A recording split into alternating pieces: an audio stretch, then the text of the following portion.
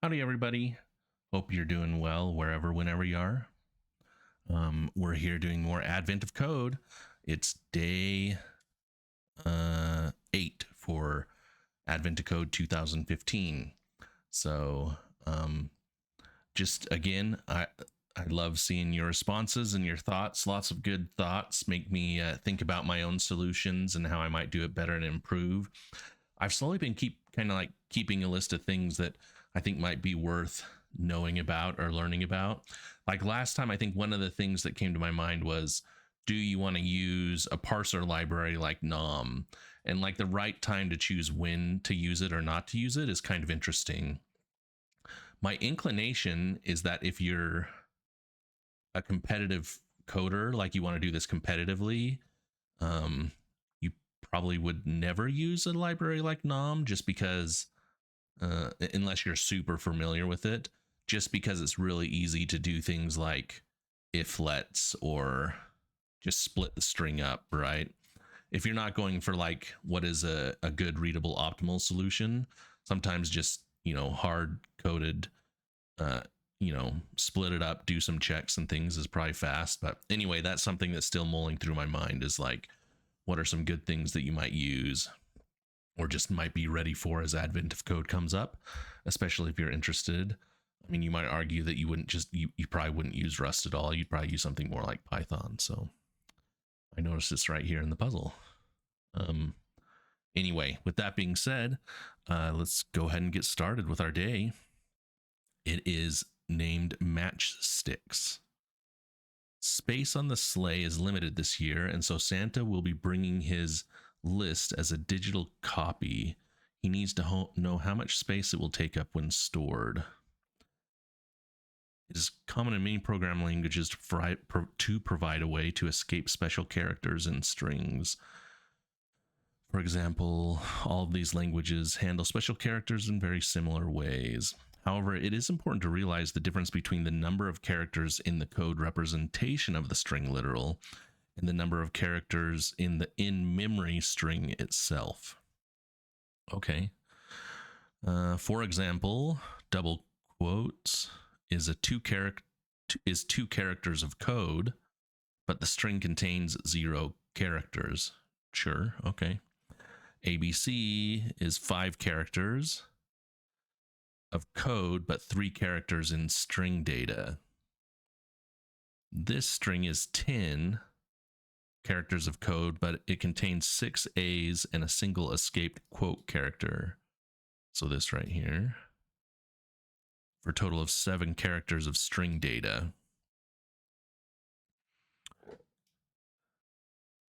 Hex 27 is 6 characters of code, but the string itself contains just 1, an apostrophe escaped using hexadecimal notation. Santa's list is a file that contains many double quoted string literals, 1 on each line. The only escape sequences used are double backslash, backslash quote, and backslash x plus 2 hexadecimal characters, which represents the ASCII code in hex, I presume,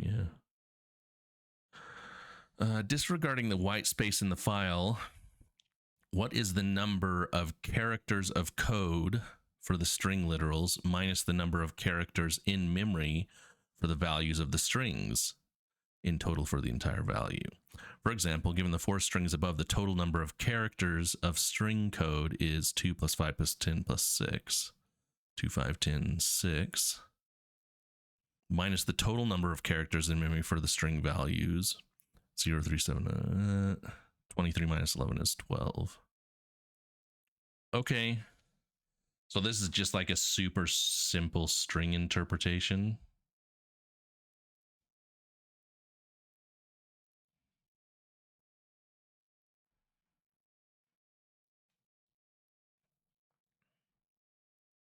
Sorry, I kind of spaced out. There's like 2 things going in my mind, is like,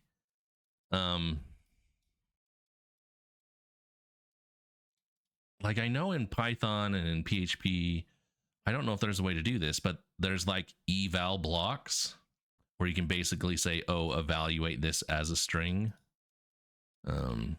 Like, I wonder if that's just a very simple way to do it, right? Even in JavaScript, right?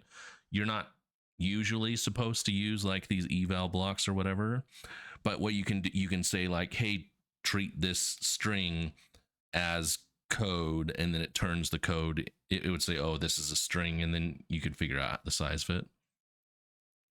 So that might be a way to solve this. I mean, the other way is just to kind of parse through the string. You could like tokenize it, or you could just use like a for loop, right? So either way, you're just kind of going through it. If you ever encounter a backslash, you know that you should look at the next character and determine if it's this. I guess these are the values. Is it another backslash? Is it a quote? Or is it an X? The X case makes the tokenizing somewhat more enticing. But again, if you're just looping through it, you just say, oh, well, if it's an X, I know I can just skip 2 more. So let's just try it in code and see where we get. Oh, I don't even actually. Oh, yeah, I do have it up.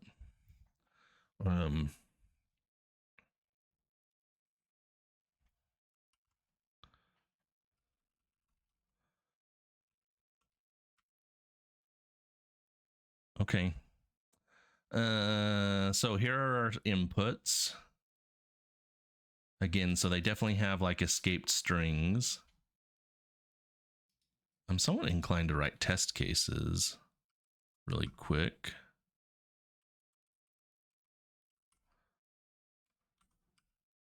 Well, I have turned on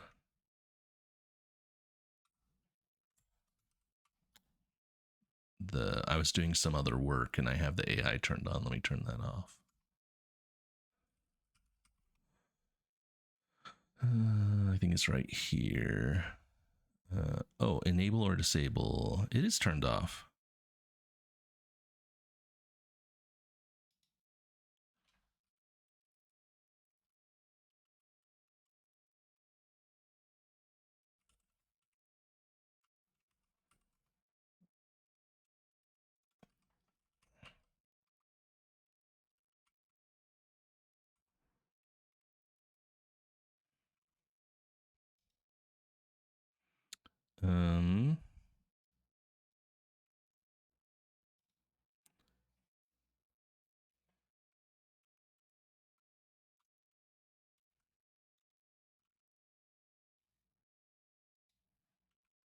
It looked like it was helping me, but it may just be the normal.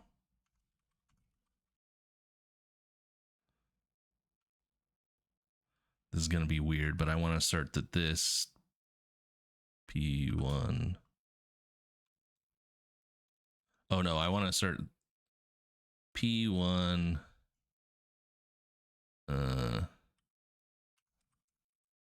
It's going to look funny, but I want to assert that that unwrap is equal to 0, right?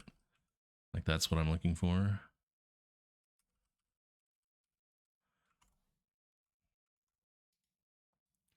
And then the same thing here.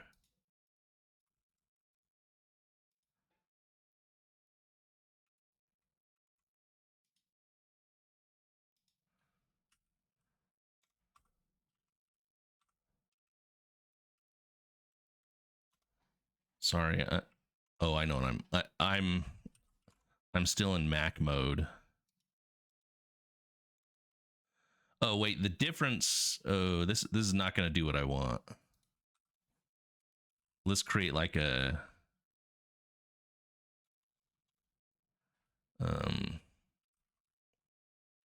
in memory count or something like that, right? That's what we're looking for.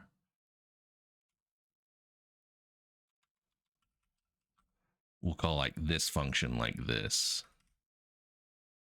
So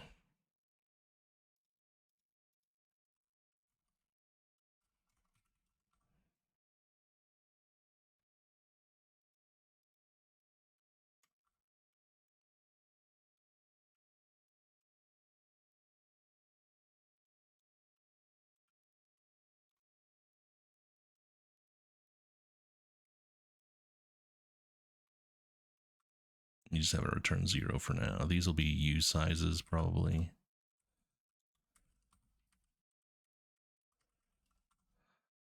I don't need to unwrap.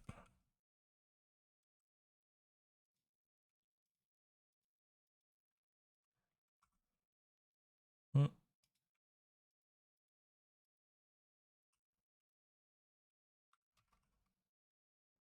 Okay.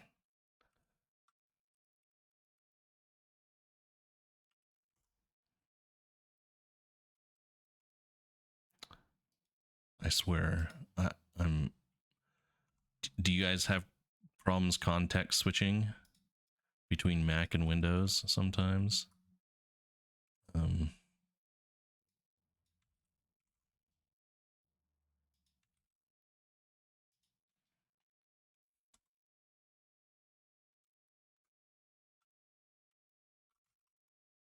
Okay, let me just make sure I have that right. We want it to be like 0, 3. Oh, this is going to be 7 and 1.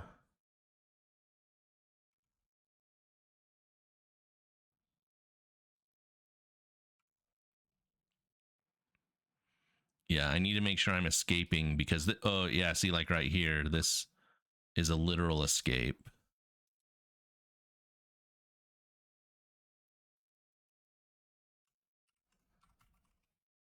I think I have to do it like that. I have to have a literal this and a literal that. Okay, let's try it. Okay, so let's just go through. I actually think what I want to do is like just kind of keep track of the loops or where I am in the string. So we'll say let cars equal s dot cars dot collect. It'll be like a vec of car.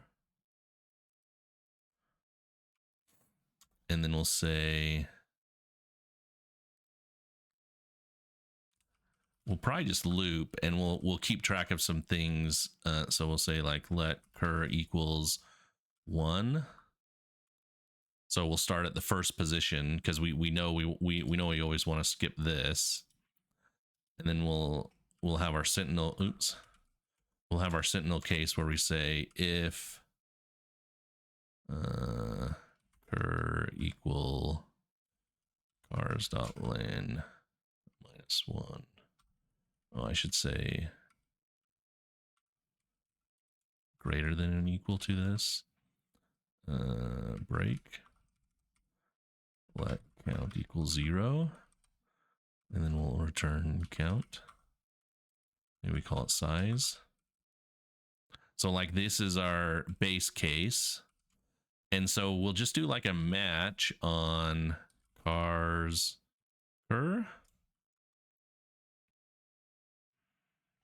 And after we're done, we'll always say cur plus equal 1. We'll see. Why doesn't it like that? Oh, because of this match. Okay. So if we get a slash, we'll want to do some logic.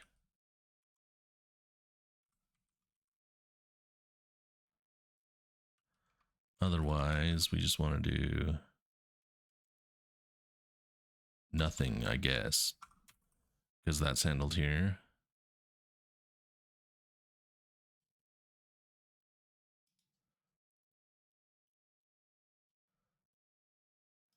What is this not like? Oh, I need to escape this. That's funny. So if it's this, we need to check for the next character. So we'll just do match again.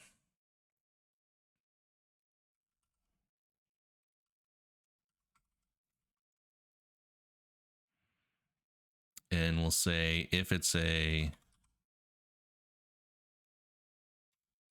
another one of these or a another backslash or one of these, then we want to do cur plus equals 1 again. If it's an x, we want to do cur plus equals 2.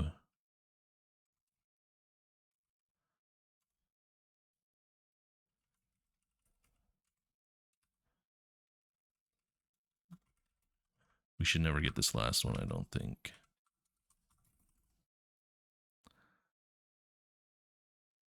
Cannot mutate immutable cur. Oh.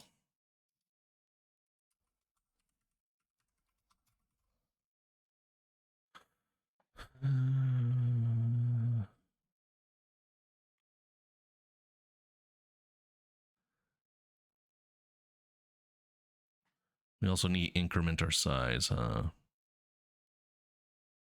Oh, we'll just say right here.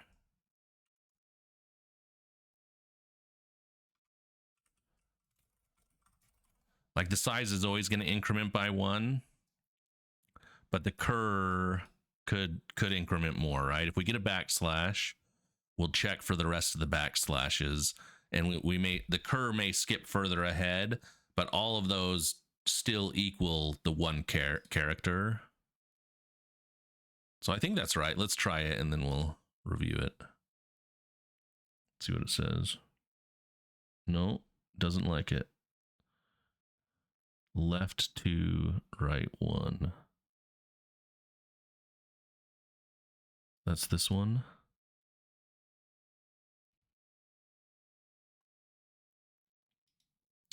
It doesn't like the slash X's. Is that the only one that failed? So let me just make sure I'm doing it right.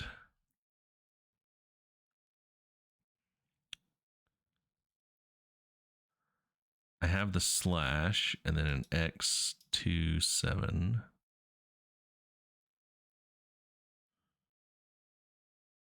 Oh, this is +3. 3 plus another one here is 4, right?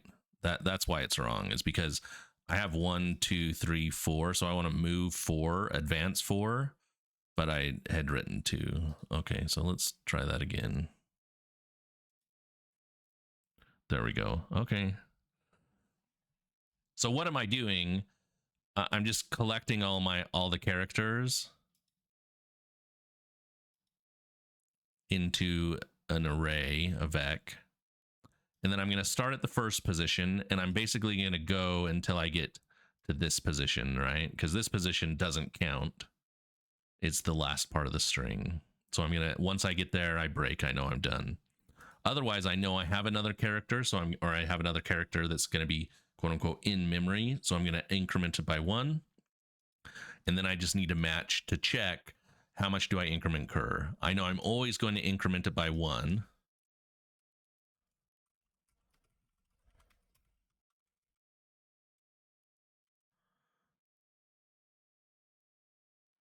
And then, but in the special case where I get the backslash, I need to check for the next character. And then right here, we increment 1 more. And then here, increment 4 in total. Kind of like that, right? We should never get this just because we assume the strings are correct. Okay. So then what is the solution to P1 now that we have this in-memory size?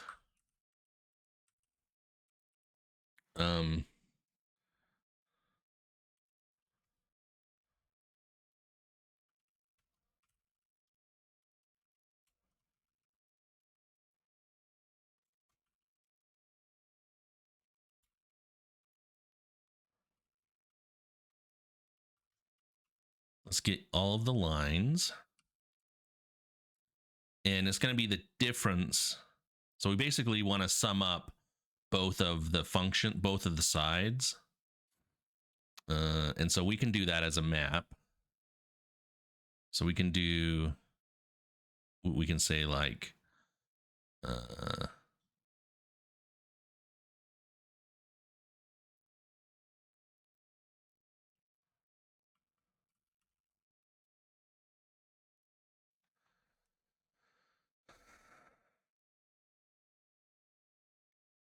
well, let's just start with it. I'm trying to think of which functional stuff I want to use, but we can definitely do lines dot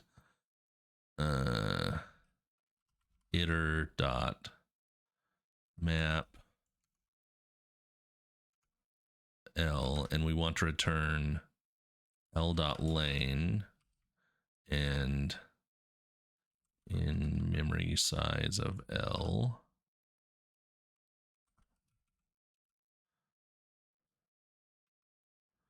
Right?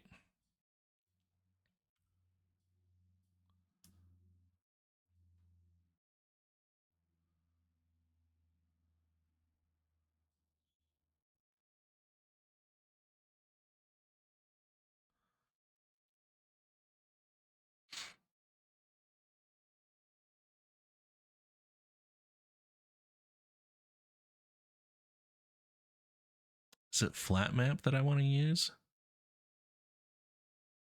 No. Like flat map expects there to be an, yeah, see, like this, you do all the cares and sum them together. I now have like two values that I want to. You're probably yelling at the screen right now, right? Oh, it's this, it's this. Fold?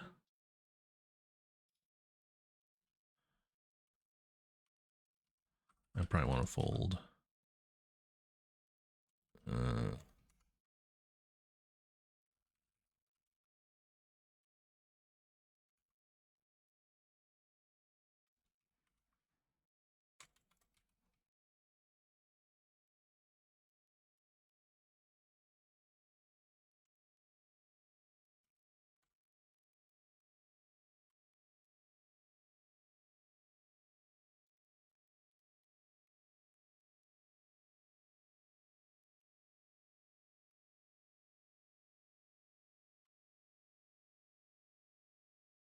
Is that right?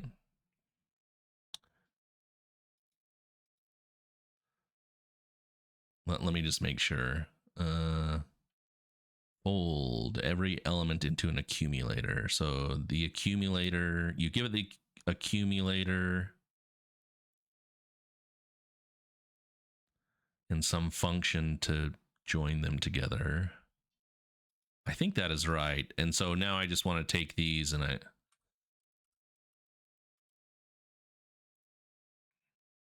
so string size in memory size. You can do like this. And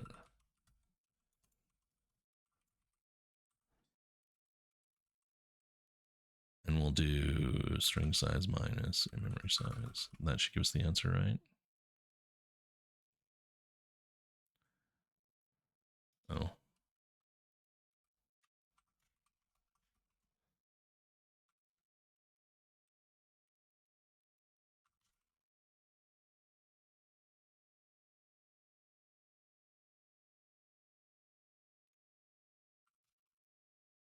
Like that?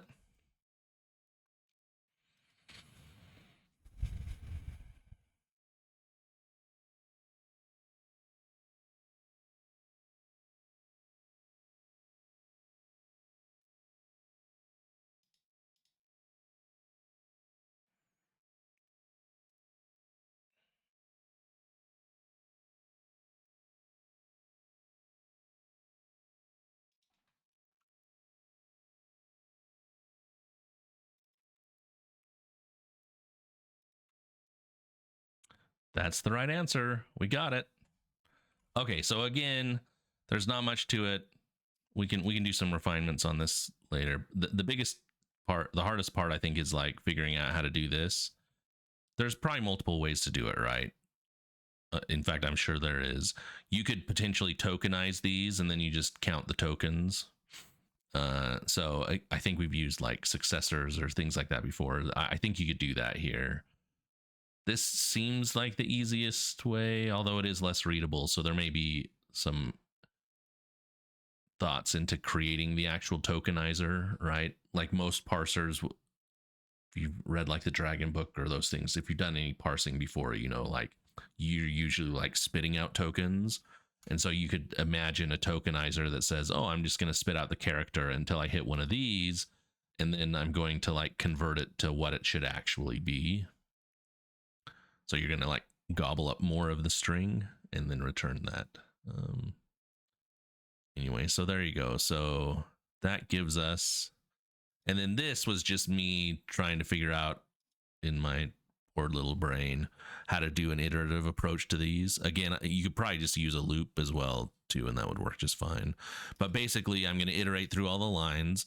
I'm going to map them to their length and then their in-memory size. I'm going to call this function on them, and then I can use the fold utility, right? So I can say we're going to start at 0, 0. I'm going to get my L and R, and then the current map value, and I'm just going to add them to each other, and that eventually gives me the total length as well as the in-memory size length. Ooh, interesting. I was going to say you could just get the size of the entire string, but you can't do that because it has new lines, right? So that wouldn't, you'd have to strip the new lines off of it, so that may not be helpful. So l.len is probably just enough. You can probably still do it. I don't know if it's faster. I mean, you're technically not doing l.len all over the place. You could do something along the lines of, now that you know how many lines there are, you could just say, what's the length of I, or of the input, minus the number of lines, because that's presumably how many new lines there are. We could try that really quick.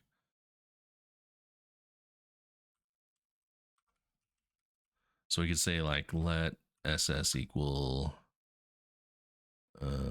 input dot len minus lines dot len, and then oops, instead of this we would just do lines dot iter dot map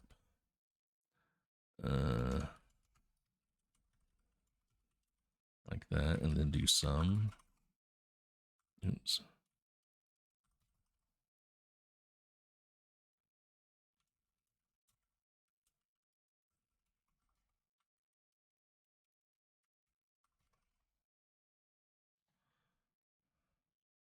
What doesn't it like about this? Type usize cannot be summing an iterator of type. Oh, I have to actually. Oh no, I just do it like this. No. Okay. Sometimes you can use the actual value. I probably am not using the right function definition though. Does that give me the same response? No? Oh.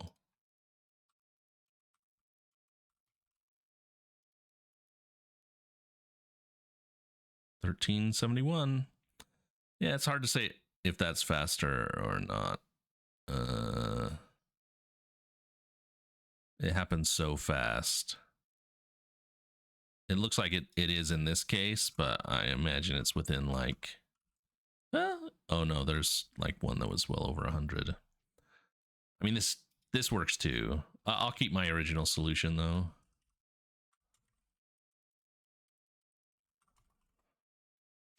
Just so it's there for prosperity. Okay. Let's go to part 2. Part 2. Now, let's go the other way.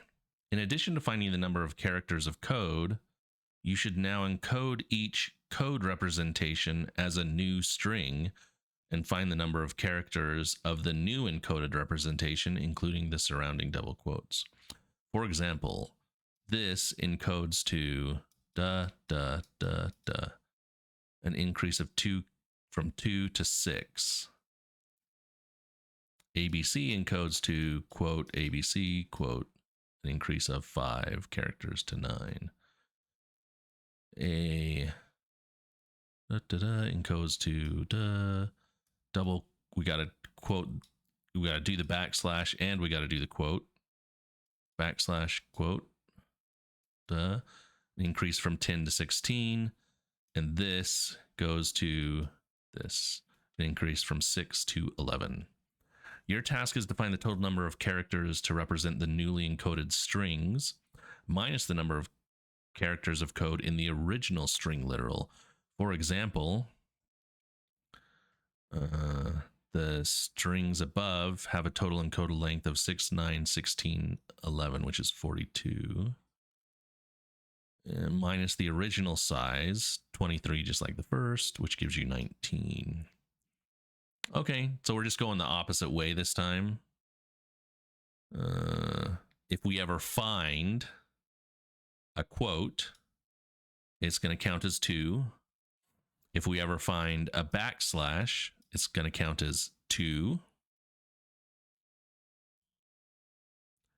This one doesn't change though, right? Notice, obviously you add these. So that's going to be, so we go from 6 to 7, 8.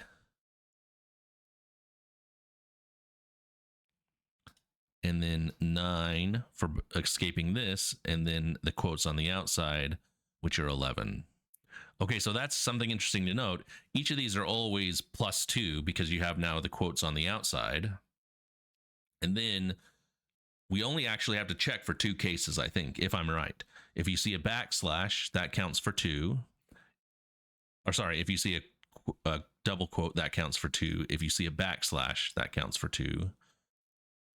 And then everything else is +2. So we can probably turn that into code pretty easy. Let's write another function. Maybe I move this down here.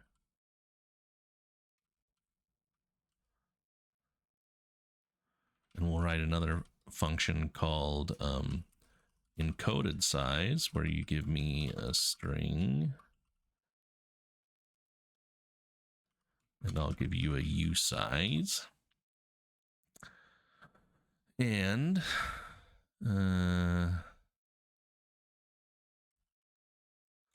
so in this case, we can just directly iterate over the cars. So we can just, we can actually probably do this in a one-liner.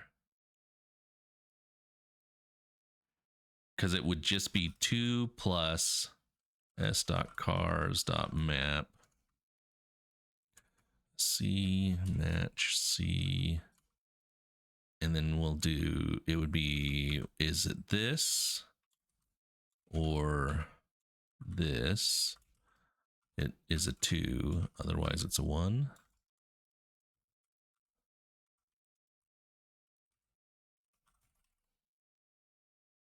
I mean, is it really that easy?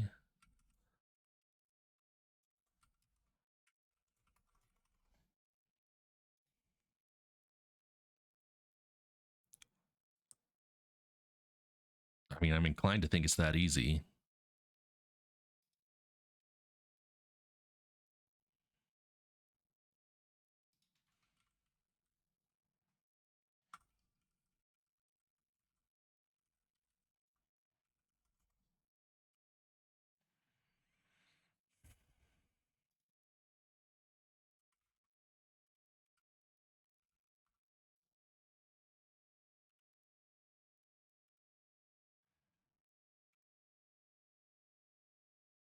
Total number of characters represented by the newly encoded string minus the original. So we're doing the other way. It'll be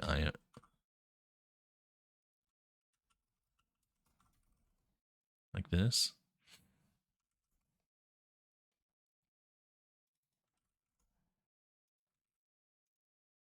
That's the right answer. Okay. Part 2 wasn't bad after you figured out part 1. Okay, so what do I do in part 2? Sorry, I don't always do a great job of explaining it, right? Remember, the only thing that's different is between the original representation and the encoded representation, right? So that's what we're doing. We're going from, we have some original string and we want to encode that string. And we're only interested in the size. So, well, what's changed? You have to put quotes around it, right? You have to put quotes around it. So everything is always +2. And then you just have to check, do I have a backslash or a quote? And if you have either of those, you increment by 2, otherwise you increment by 1. So that's what I'm doing here, right? If I ever encounter a backslash or a quote, I know that encoded size is going to be 2 greater because it's going to represent 2 characters. Otherwise, it's only going to represent 1. And that's why I was saying I think it's only those 2 cases, because in this case, you're encoding this, but the only thing that changes in that encoding is this backslash at the front, right? You still get the X27 right there. So that's how it changes. There you go. Not too tough. Just some thoughts about sizes. Probably didn't need to do tests, although it was actually it was good for me to do tests, right? This last one caught me off guard. I got that one wrong right here. So that helped me catch an error for the in-memory size. Let's see.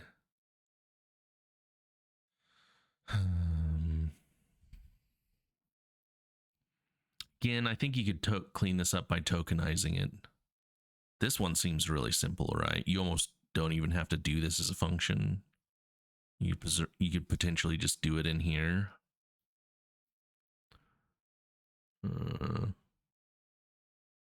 Because you're just turning each character into its encoded size, which is either a 1 or a 2.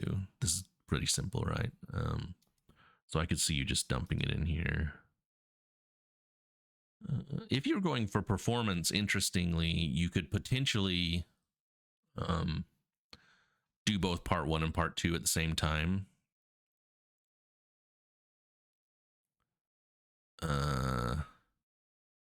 Imagine a loop like this, and you're just tracking what is the decoded size and then what is the encoded size of the original output. And then you could just do math on them. Sometimes, though, there's some irony in all this. Like if you look at the I'm iterating through the same string size. Notice how, though, part 2 is so much faster than part 1. Rust and all other languages can actually do a real good job of translating something like this or something like this into a very tight for loop. And it has a harder time doing something like this. That's not to say it can't do that, but because we have these mutable variables right here that we're doing, I wonder if you give it hints. Like in C, you can sometimes give the compiler hints and say, hey, these are important. Put them in a register somewhere. And I don't know. You'd have to look at the outputted code, the outputted bytecode, but it's possible that Rust may do that too. Maybe Rust recognizes that these are important. Anyway, the point of all is this is to say, I'm not doing anything substantially more difficult, except for I have like 2 matches. So I potentially have 2 if loops that I'm checking before I'm doing that. But you'll notice that part 2 is substantially faster, and that's just because the size of the or what Rust can do to like solve this problem is probably more efficient than what it can do to like solve and speed up this problem. Anyways, so that is to say, if you could find a way to do something like this in part 1, it's possible that that you could do this and this separately, and it would be faster than trying to do them together. That was a weird tangent, I realize, so I apologize. But yeah, I actually feel like part 2 is almost more readable than part 1, right? You can literally just read it and say, oh, okay, so iterate through the characters, and for each of them check if it's this, it's a 2, if it's this, it's a 1, and then you just sum them up.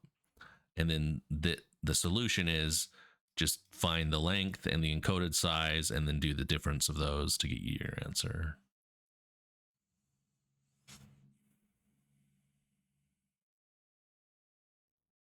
Could this be even further simplified? Do I need to do a fold?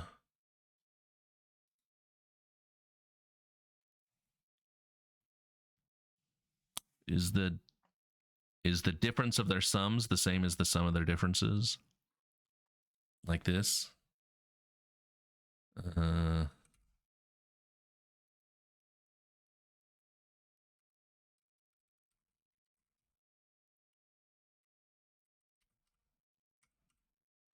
If I do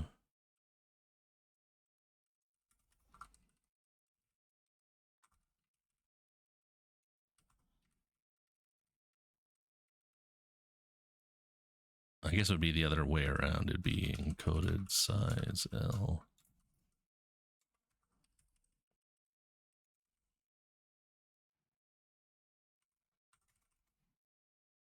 Oh, I need to do the sum. Does that get you the same answer? It does. So that seems even more reasonable, more readable, right? What am I saying? Like, I was using the full to like count them up, but I'm probably not saying this right. I was doing the sum of the size and the encoded size and then taking the difference. Instead, I do the difference of each one individually and then sum those up. Like, the question is, are those the same? And I'm pretty sure the answer is yes. So we could do that up here as well, right? We could just say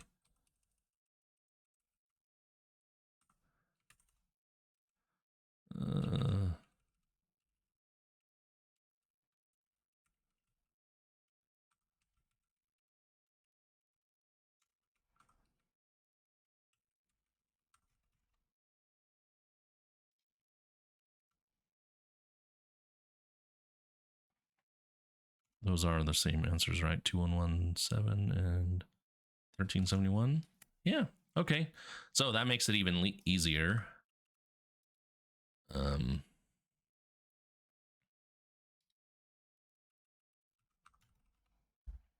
little math hack to speed things up.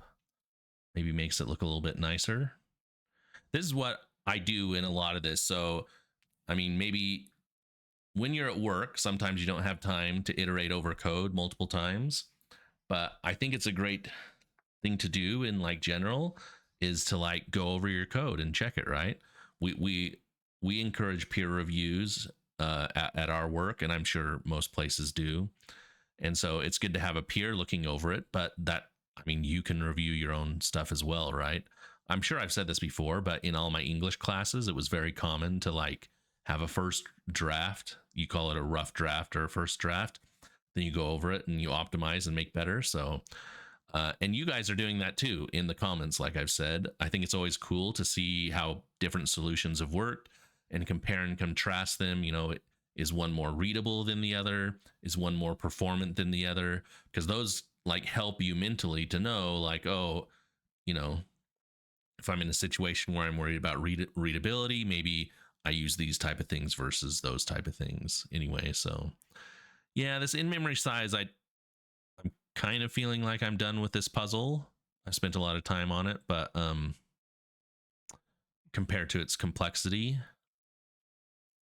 but this would definitely be a place where it might be interesting to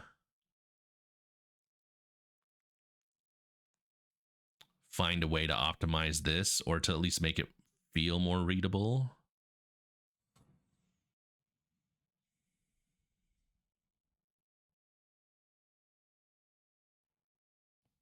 You could almost do something like, I know I said I didn't want to keep doing it, but I'm still thinking about it. Sorry.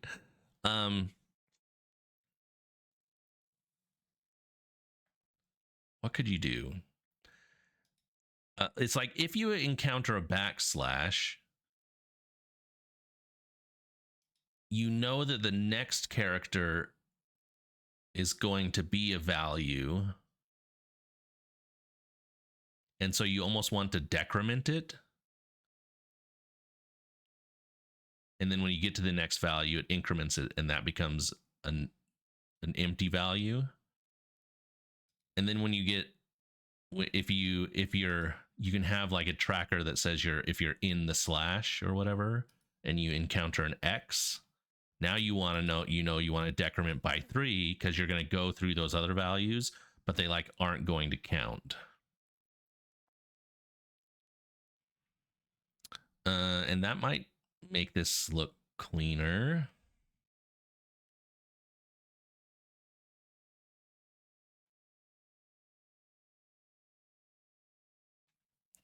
Is there... That is to say, it would look a lot more like this part.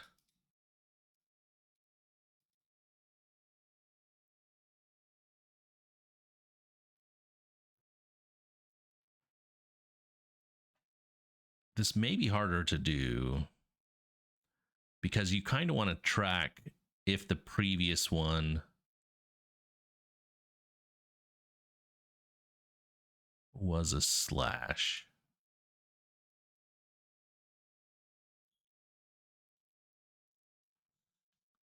I'm trying to think that through. If you're tracking this slash, you're now looking for a slash or an X.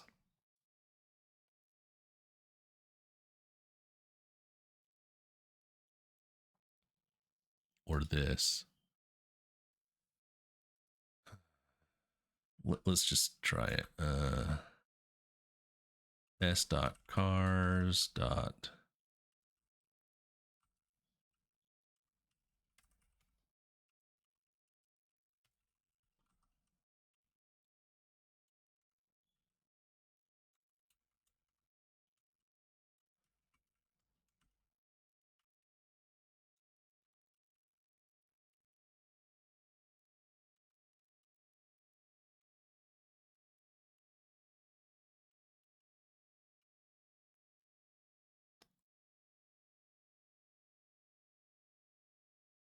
So it would look something like, if we're not in the slash and we get a slash, we want to do in slash equals true, and we want to do -1. If we are in a slash and we get another slash, we want to do in slash equals false because we've used up the previous slash, and we want to return a 1, right?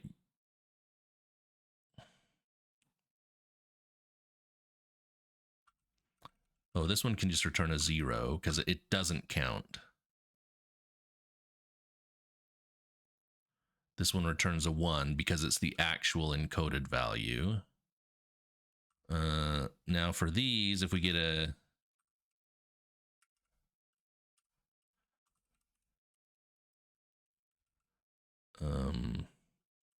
quote, it's the same.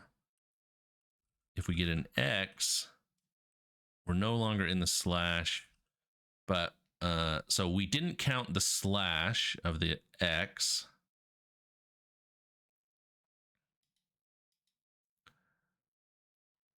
But now we want to count for 1, but not the next 2. So we want to increment by 1 and then negate the next 2. So is that a -1? And then in all other cases,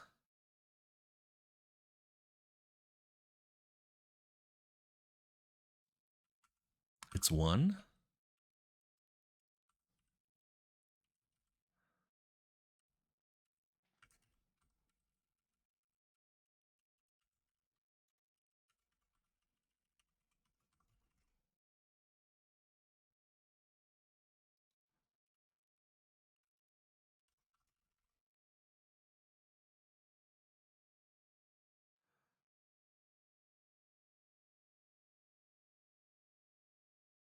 Expected U size found result. Huh? Oh.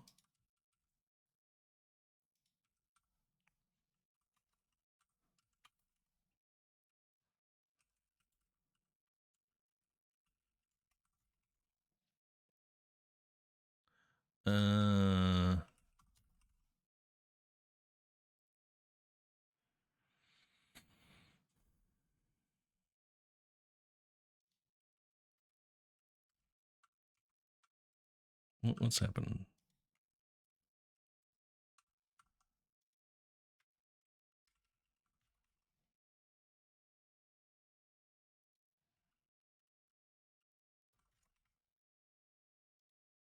Okay, does that give me the same answer? It does. Ooh, and it's substantially faster. It's like at least twice as fast. Okay. So what am I doing? And that's different from this. Essentially, I'm doing the same thing. I'm just thinking like at the specific character, how is that affecting my state? Meaning, am I in a slash? And what does that do for incrementing or decrementing? So that is to say, go through all the characters and then just check whether I'm in a slash and what that character is. So if I'm not in a slash and I get a slash, I want to say I'm now in a slash, and then I don't increment at all. I give a 0 value. And the reason I give the 0 value is because I know the next character is going to be the character that I want to have, like that's going to give me the size.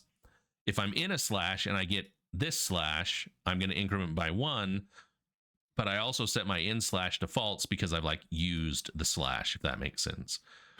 And that's the same case here. Interesting that these are the same. So I think I can actually do something like this.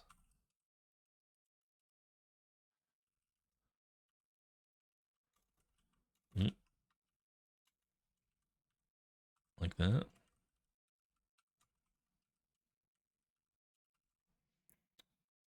I'm pretty sure that works. Yeah.